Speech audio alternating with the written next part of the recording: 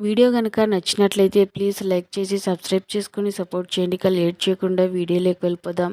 ఇక ఆ mafia gang leader అనుకి call చేసి, నీ చెల్లెలు ప్రాణాలతో తిరిగి రావాలి అంటే నీకు హెల్ప్ చేస్తున్న ఆ శంకర్ పోలీసులకు ఏ ఇన్ఫర్మేషన్ ఇవ్వకూడదు, వాళ్ళకి సహాయపడకూడదు. నా మాట వినకపోతే నీ చెల్లెలు ప్రాణాలతో నీ ఇంటికి రాదు అని చెప్పి అనుని బెదిరిస్తూ ఉంటాడు. ఇక పక్కనే ఉన్న ఆర్య ఫోన్ తీసుకుని, నువ్వు ఏం చేసుకుంటావో చేసుకో, నువ్వు అమ్మాయిల్ని ఇక్కడి నుంచి తరలించే ప్రయత్నంలో నువ్వున్నావు, నిన్ను పట్టుకునే ప్రయత్నంలో నేనుంటా, ఏం చేసుకుంటావో చేసుకో అని చెప్పి ఆర్య ఫోన్ పెట్టేస్తూ ఉంటాడు.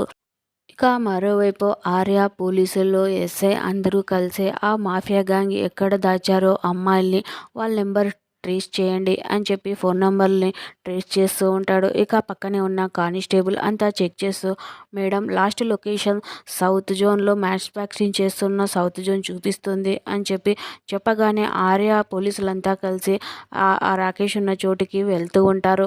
ఇక రాకేష్ అయితే చాలా భయపడుతూ వాళ్ళందరినీ చూస్తూ, అమ్మాయిల్ని వెంటనే ఇక్కడ నుంచి పంపించేయండి అని చెప్తూ ఉంటే, ఇక రౌడీలంతా కలిసి ఆ అమ్మాయిల్ని ఒక వ్యాన్లో తీసుకుని వెళ్ళబోతూ ఉంటారు. నెక్స్ట్ ఎపిసోడ్లో ఏం జరగబోతుందో తెలుసుకోవాలనుకుంటే ప్లీజ్ మన ఛానల్ని సబ్స్క్రైబ్ చేసుకోండి, లైక్ చేయండి, షేర్ చేయండి.